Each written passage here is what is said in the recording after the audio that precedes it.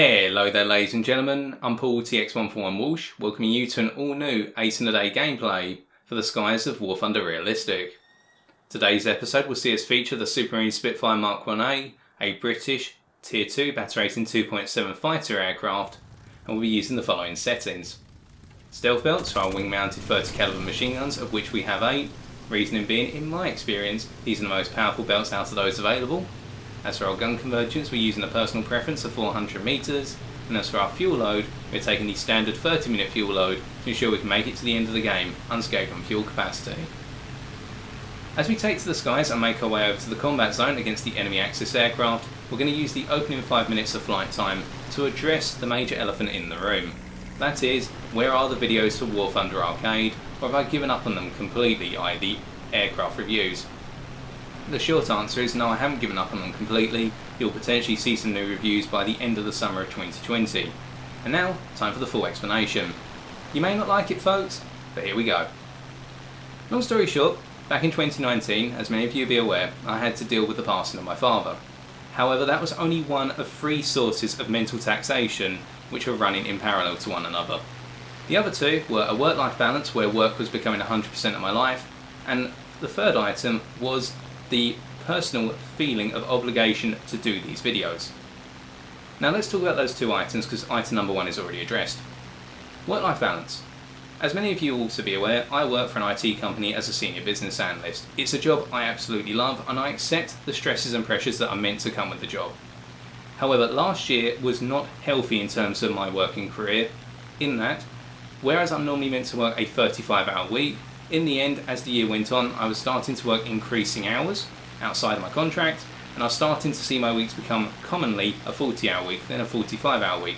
And it pretty much went up in the end, particularly between September and November of 2019, to a 60-hour week on a weekly basis, for which I was not being paid for, and I was not being given the promise of the time back at first, until I addressed the issue with my management.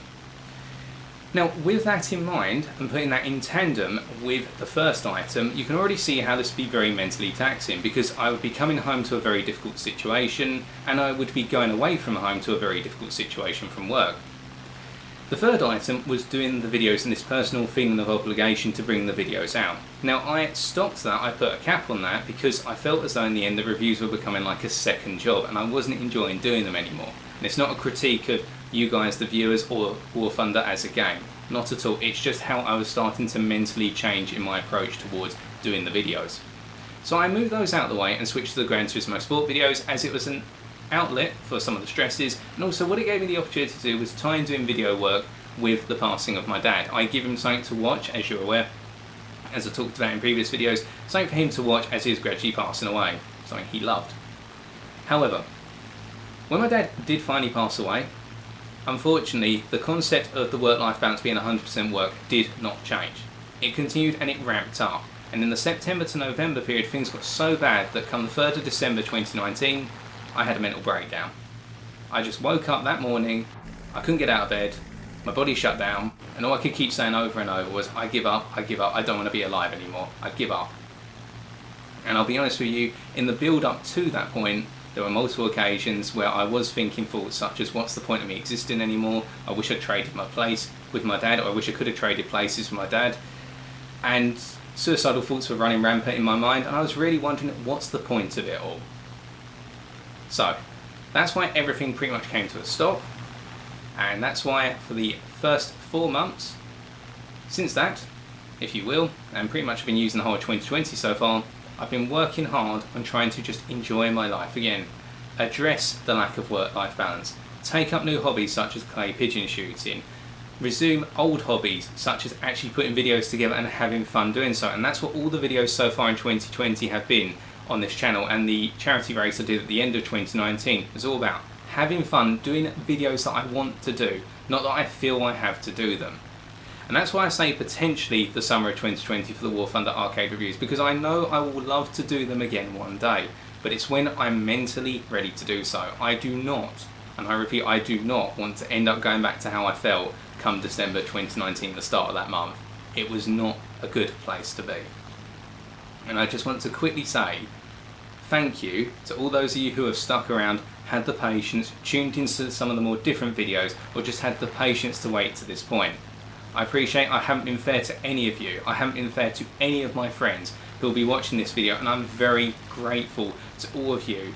Friends, family, acquaintances, viewers, I'm grateful for all of you sticking around and supporting me, because honestly folks, I never thought I'd have to go through something like this. And now I'm in a much better place. I have my relapses mentally some days, I truly do, but I recognise them and I learn to try and move forward on them, and I'm getting there. Little by little, getting there. So, with the elephant in the room now addressed, dogfighting and flying the Spitfire Mk.Ia. Well, it's a legendary aircraft, as we all know, from the Battle of Britain, and we're diving down on the Messerschmitt 110 C6 and taking some pot shots at them, getting a critical hit on their right hand wing. However, we can't follow through in terms of making the approach on them, seeing as we seem to have a Messerschmitt 109 Mk.1 just loitering above, waiting for the opportune moment to swing down. So that's why I'm just holding in a pattern underneath them at the moment and letting our Corsair deal with the Messerschmitt 110. I'm going to make potentially another swipe at the Zastora very shortly, depending on what the 109 decides to do behind. But as we can see, the 110 is now going to lower altitudes and gradually pulling away from the furball. So what I decided to do is instead switch back to the Messerschmitt 109 Mk.1, who decides to latch on to our friendly wounded Spitfire, who seems to be leaking quite a bit of oil at this point as they're diving down towards the lower altitudes. Now here I'm going to use this as an opportunity to instate a higher altitude presence over the 109 ml and force them down towards the lower altitude on a continuous basis. Because remember, they were holding above me a minute ago, but now I'm in the position with the superior energy as they zoom back up and made their pass at our friendly Spitfire. I'm starting to gradually meander downwards towards them here, dropping altitude, not overspeeding onto target and making sure not to pull any negative G manoeuvres as to not switch the engine off temporarily, a feature of the Spitfire Mk.1 because it didn't have direct fuel injection in the Rolls-Royce Merlin 3 engine that's featured here. Now instead of the Mk.1, we break off of them and we decide to go for this enemy Messerschmitt 109 Friedrich's Eye because they're looming up towards our friendly P-38 Lightning. They've done some damage to our Lightning, but we saved our Lightning before it was too late by the looks of things, and we switch back to the Mk.1 now, who's broken off our friendly Spitfire and is coming after us. They want revenge for their fallen partner. And we can see the Mk.1's coming in, all guns blazing with the 7.92mm machine guns. They're not going to get any hits on us as we flip over the top of them at this point, using the amount of speed we've got to go vertical over the top before hammerheading over, applying the rudder here hard in order to swing about on top of them. And we can see our friendly P40 F10 Kitty Hawk also makes a pass, doesn't get any good shots on target by the looks of things, so we're going to come down now and try and go for the kill. As our Kitty Hawk extends and is going to come around for another pass shortly, with their 50 caliber machine guns being able to do quite quick work with this aircraft if our 30 calibers do not.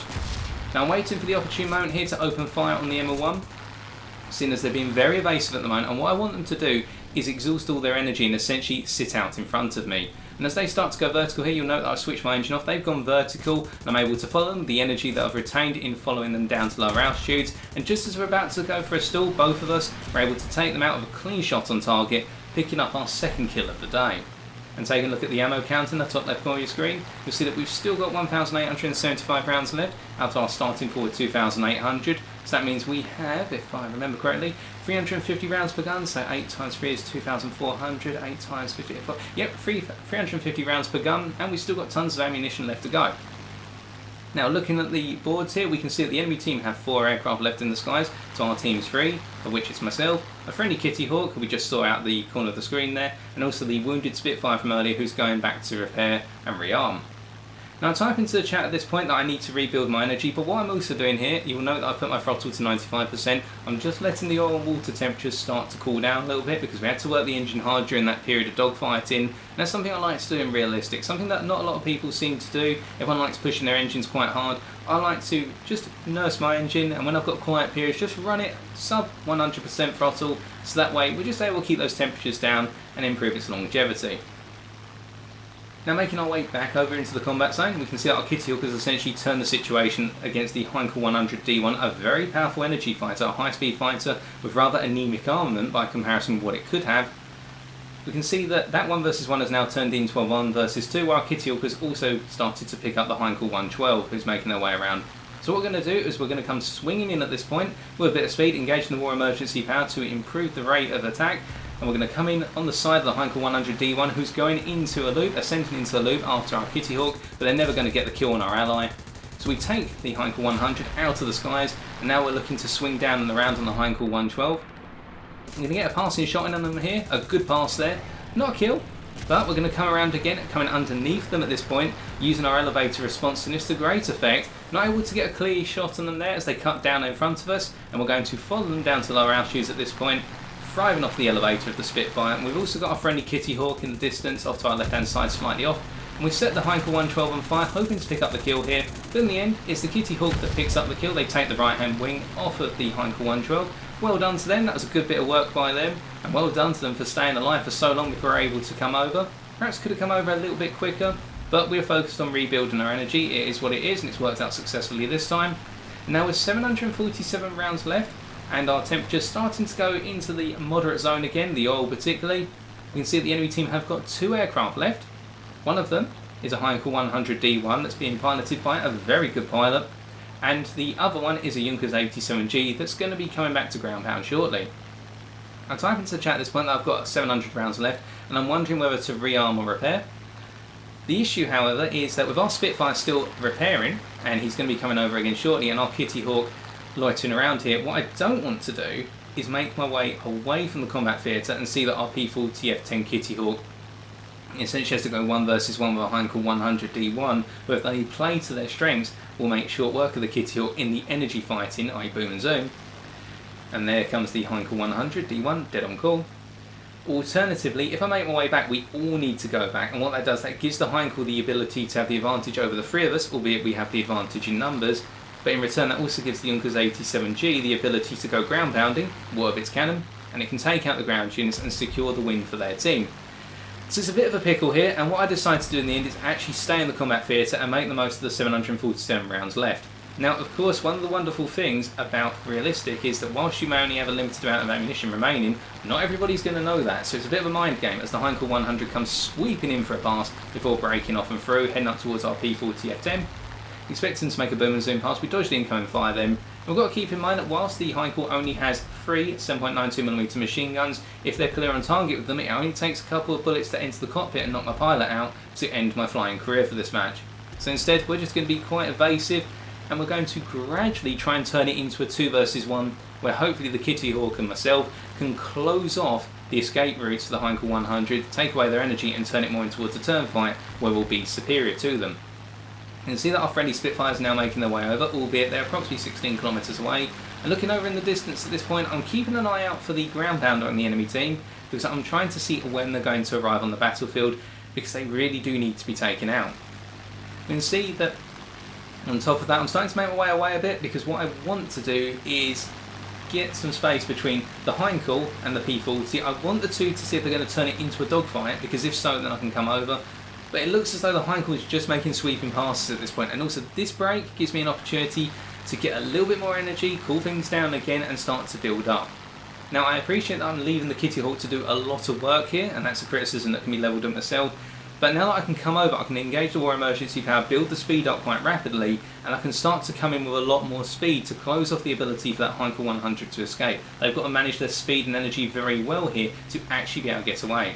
But the problem is we can now see in the bottom right hand corner of your screen how the Junkers 87G has come back to take out our tanks, and that means our team's tickets are going to drop very rapidly. The Heinkel 100 has clocked on by the looks of things to the fact that I'm trying to make my way over using these tactics of building up speed and altitude at a distance and then swinging over to cut off the escape route of the Heinkel 100, and they're just breaking away off into the distance. That's why I said they're a very good pilot, because they know exactly when to engage and not to engage, and trying to keep everything as a 1 versus 1 rather than as a 1 versus many.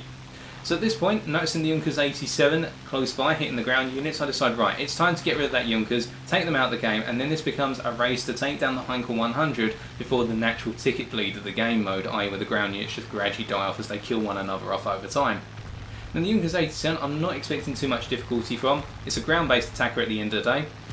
It does have some rather lethal 37mm cannon that we've got to be wary of. They seem more focused on taking out the ground units here than reacting to our incoming position. So we're cutting our throttle down, open up with the machine guns, get a nice pass on target, and they go into the ground, and that enables us to pick up our 4th kill of the day, and we've also got the 1 assist on the Heinkel 112 from earlier. But in return, obviously that has placed the onus on our Kitty Hawk to take on the Heinkel 100 in the meantime, and the 2 are engaging one another again, and we're now making our way over towards the 2. It looks as though the altitude of the dogfight has dropped a little bit, which is why I've been pushing the War Emergency Power briefly, but we can see those temperatures are starting to come back up on the oil and water gauges, And we've now got our friendly Spitfire who's getting closer and closer to the theatre of operations. They're approximately 8 kilometres out now if I remember correctly, so it will soon be a 3 versus 1 if we can all unify. And it looks as though the Heinkel 100 is still playing from a position of energy advantage, particularly using altitude against our Kitty Hawk. So our Kitty Hawk isn't able to get a clean shot in the head-to-head as the Heinkel 100 is proven evasive, and they're now coming around potentially for a pass on the Kitty Hawk. And we're now going to try and latch onto the 6 of the Heinkel 100 and chase them down and try to force them to turn in to avoid our incoming fire. Problem is, however, I've only got 300 rounds left, so I've got to make those count. Because once I've run out of that ammunition, I've got to go back and rearm or literally throw the plane at them or swear at them from a distance, or perhaps even take off my right hand boot and throw it out the cockpit window. But the Heinkel has already clocked onto the fact that I've been coming in with quite a bit of speed, and they're heading towards the deck, and I know I'm not going to be able to catch that plane because their top speed is much greater by comparison with the Supermarine Spitfire Mk.Ia, so we're just going to have to let them head back to base. Now the nice thing about this is we now have altitude advantage. Now it's not going to be for a long period of time, because the Heinkel 100 will extend over time and gradually start to use its superior performance to regain the altitude and regain at least equivalence in terms of altitude state, if not superiority in terms of altitude state. But this is a good period of time for us collectively, i.e. the Kitty Hawk, myself and the other Spitfire, to head over and try to get the Heinkel 100 wrapped up into a fight. Unfortunate thing is, as you may have noticed when we looked behind us very briefly, our Kitty Hawk is actually heading lower and lower towards the ground. What it transpires is the Heinkel 100 was able to take them out, most likely knock their engine out, and they're having to gradually float through the skies down towards the ground and land it on the ground. So that means now it's just the 2 Spitfires against one dastardly German in the Heinkel 100, and we'll just have to see what we can do. As they're gradually starting to raise their altitude, we can see that they're getting closer and closer to their airfield, and we've only got a limited amount of ammunition left. Our temperature's again heading into the moderate zone, so we're cutting our throttle down to 92% just to let them cool off. Also getting a little bit more altitude here will help cool them off hopefully. And we can see our Spitfire is charging over, i.e. the friendly behind, is charging over to try and get into the fight here. We're getting a bit too close to the airfield at this point. We're approximately at this point in time 5 kilometres away from the ground-based AA, anti-aircraft fire in short. So what we don't want to do is end up having a load of flak bursting towards us, because the airfield AA can be absolutely lethal if it makes its mark. And we can see the Heinkel 100 now is surging back up to altitude, and that's the performance that aircraft have been talking about time and time again. But they're coming over, they're being a respectful pilot here. They want to finish things off fairly and squarely. They want to take the 2 of us on rather than sit on the airfield. As I know, that can be a bit of difficulty and realistic. I've experienced it myself in the last couple of weeks. But they're coming over, and it looks as though they're going to want to take us on first and the other Spitfire. And what I've said to our friendly Spitfires, I want to work with them. We just need a good shot on target to take them out.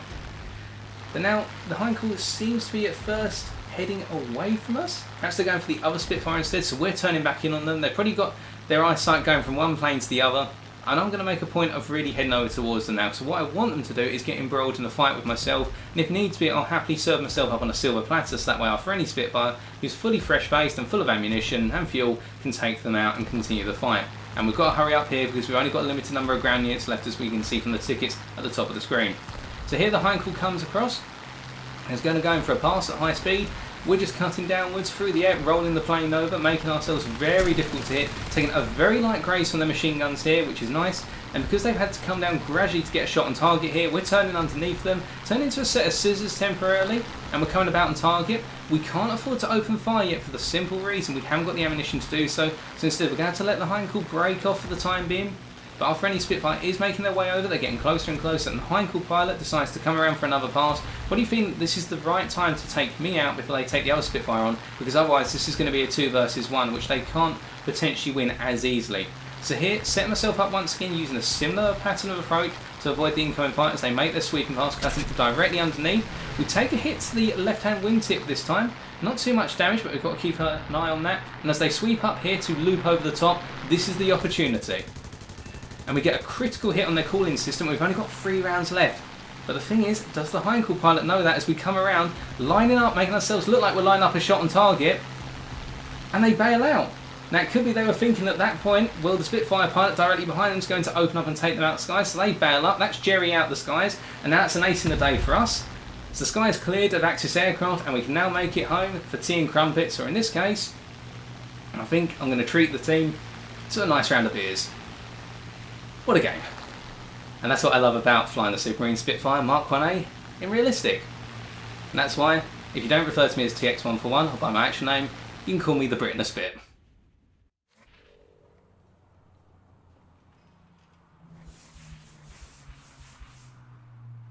With 5 kills and a single assist, we're able to pick up 4,880 research points and 35,094 silver lions. Quite a nice haul if you ask me, and one final question I'd like to address War Thunder related before we start to wrap up. That is, why am I featuring realistic gameplay on the channel at the moment? Because you've had this video and you've had the Echo montage a little while back. In short, I've just been finding realistic more comfortable to play compared to arcade in terms of easing myself back into the world of War Thunder.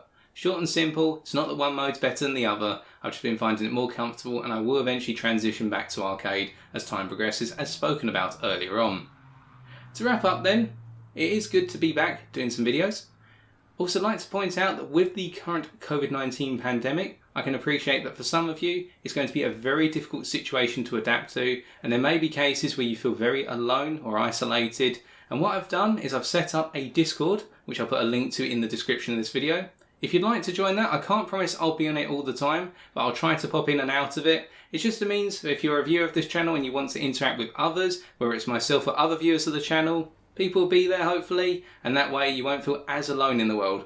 I can appreciate sometimes loneliness is one of the saddest parts of a mental state. I've been there too much. But with that, I've been TX141. Hope you all have a lovely end to your Easter weekend. And until next time, as always ladies and gentlemen, take care and good luck in the skies.